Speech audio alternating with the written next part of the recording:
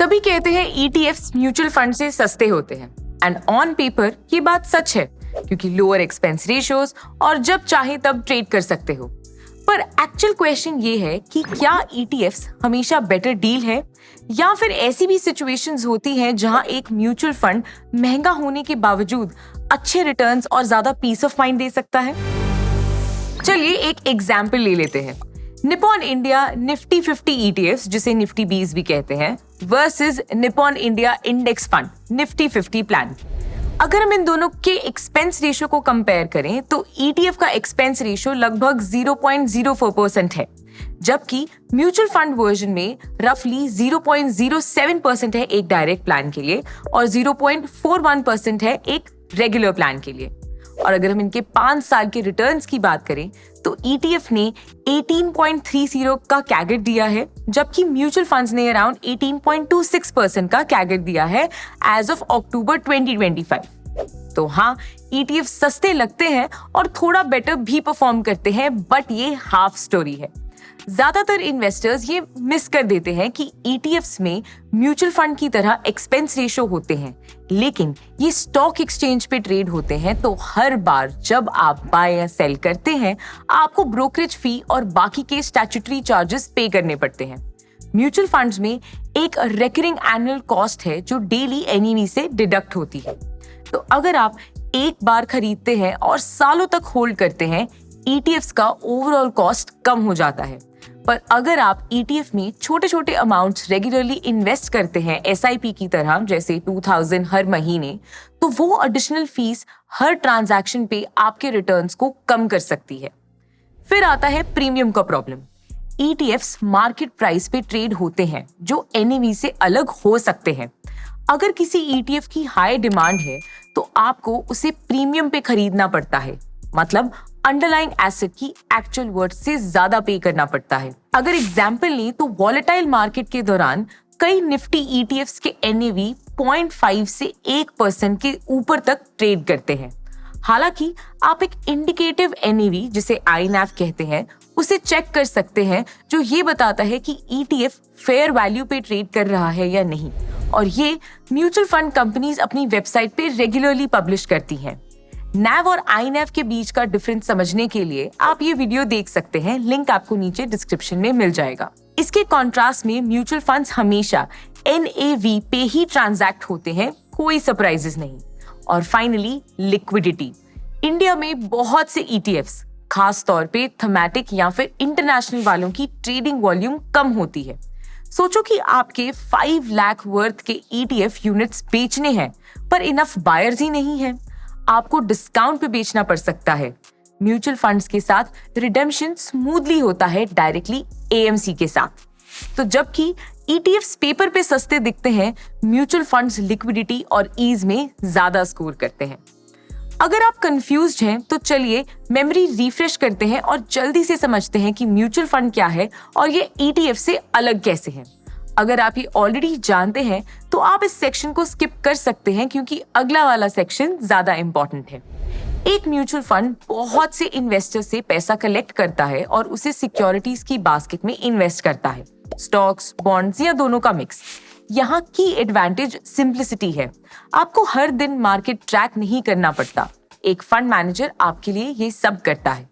अब mutual funds 2 तरीके के होते हैं, active and passive. Active mutual funds में मैनेजर मार्केट को आउट परफॉर्म करने की कोशिश करता है और वो स्टॉक्स चूज करता है जो उन्हें लगता है कि इंडेक्स से बेटर परफॉर्म करेंगे। इसका मतलब आप एक्सपर्टीज, एनालिसिस और रिसर्च के लिए पे कर रहे हैं। पैसिव म्यूचुअल फंड्स में कोई स्टॉक पिकिंग नहीं होती, फंड बस एक इंडेक्स को मिरर करता है, जैसे कि निफ्टी 50 या फिर सेंसेक्स, तो रिटर्न्स क्लोजली इंडेक्स परफॉर्मेंस को ट्रैक करते हैं। क्योंकि एक्टिव मैनेजमेंट नहीं है, कॉस्ट, जिसे हम एक्सपेंस रेशियो कहते हैं, बहुत कम होती है। वो इंडेक्स फंड्स ही थे जिनके बारे में हम ईटीएफ के साथ कंपैरिजन में पहले बात कर रहे थे। जब आप म्यूचुअल फंड में इन्वेस्ट करते हैं, आप ये डायरेक्टली फंड हाउस से या फिर इन्वेस्टमेंट ऐप के थ्रू कर सकते हैं। डीमैट अकाउंट होना मैंडेटरी नहीं है। पर एक चीज याद रखनी है, आपका ट्रांजैक्शन दिन की क्लोजिंग एनएवी यानी कि नेट एसेट वैल्यू पे होता है, जो मार्केट बंद होने के बाद डिसाइड होता है। एक ETF almost passive mutual fund की तरह काम करता है। ये भी एक इंडेक्स को ट्रैक करता है, जैसे निफ्टी 50 या फिर निफ्टी नेक्स्ट 50, पर जिस तरीके से आप इसमें इन्वेस्ट करते हैं वो बिल्कुल अलग है। ETFs स्टॉक एक्सचेंज पे लिस्टेड होते हैं और आप उन्हें शेयर्स की तरह ही बाय या सेल करते हैं रियल टाइम में मार्केट आवर्स के दौरान अपने डीमैट और ट्रेडिंग अकाउंट के थ्रू। जो प्राइस आपको स्क्रीन पे दिखती है वही मिलती है, वो दिन भर डिमांड और सप्लाई के बेसिस पे चेंज होती है। अब सवाल ये है, क्या ETFs में इन्वेस्ट नहीं करना चाहिए? चलिए समझते हैं कि कब म्यूचुअल फंड्स की जगह ETFs को चूज करना चाहिए। सबसे पहला, जब आप बड़ी लमसम अमाउंट्स इन्वेस्ट कर रहे हैं और एनुअल कॉस्ट मिनिमाइज करना चाहते हैं। दूसरा, जब आपके पास ऑलरेडी डीमैट अकाउंट है और आपको एक्सचेंज पे बाइंग सेलिंग करने में कंफर्टेबिलिटी मिलती है। तीसरा, जब आप निफ्टी 50 या सेंसेक्स जैसे इंडेक्स को लोएस्ट पॉसिबल कॉस्ट पे ट्रैक करना चाहते हैं। चौथा, जब आप रियल टाइम कंट्रोल चाहते हैं, जैसे मार्केट प्राइस पे इंस्टेंटली बाय या सेल करने की एबिलिटी। पांचवा, जब आप एग्जिट लोड्स या रिडेम्पशन डिलेज अवॉइड करना चाहते हैं जो म्यूचुअल फंड में हो सकते हैं।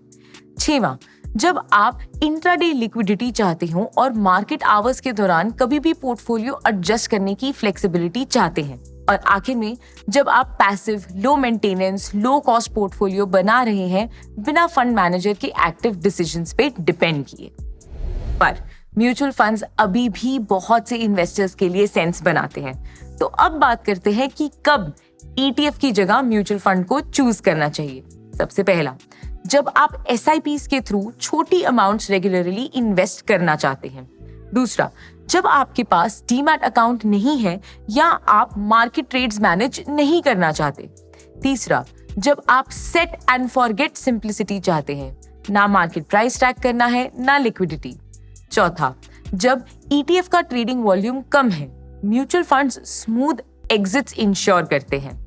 पांचवा, जब आप एक्टिव मैनेजमेंट चाहते हैं, ETFs अभी भी पैसिव हैं पर म्यूचुअल फंड्स दोनों ऑफर करते हैं। छठवां, जब आपके गोल्स में टैक्स सेविंग जैसे ELSS या फिर हाइब्रिड इन्वेस्टिंग करना चाहते हैं, क्योंकि करंटली सिर्फ म्यूचुअल फंड्स में ही ये अवेलेबल है। और आखिर में, जब आप प्राइस सर्टेनिटी वैल्यू करते हैं, क्योंकि म्यूचुअल फंड्स में आप हमेशा NAV पे भी बाय या फिर रिडीम करते हैं, फ्लक्चुएटिंग मार्केट प्राइसेस पर नहीं।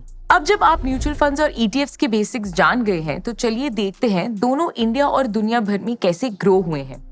ब्लैक रॉक के अकॉर्डिंग ग्लोबली ETFs एक्सप्लोड हो गए हैं।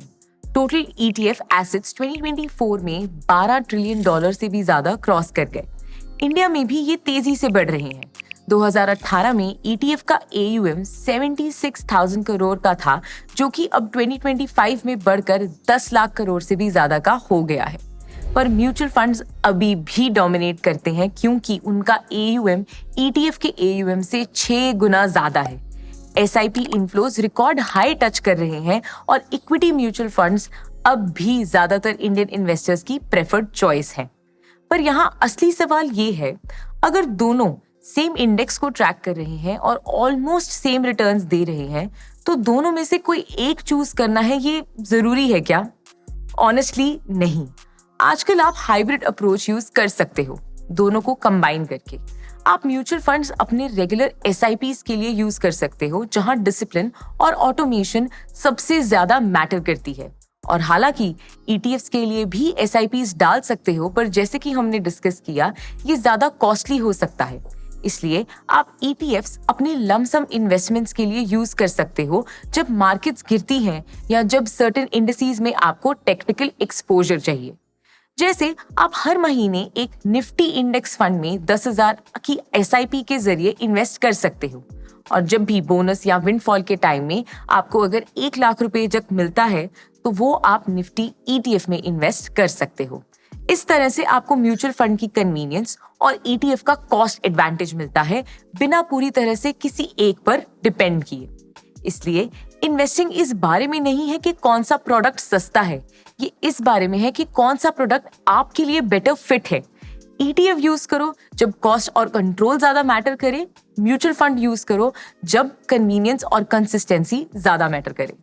आई होप आपको ये वीडियो अच्छा लगा होगा। मिलते हैं अगली वीडियो में, तब तक के लिए हैप्पी इन्वेस्टिंग।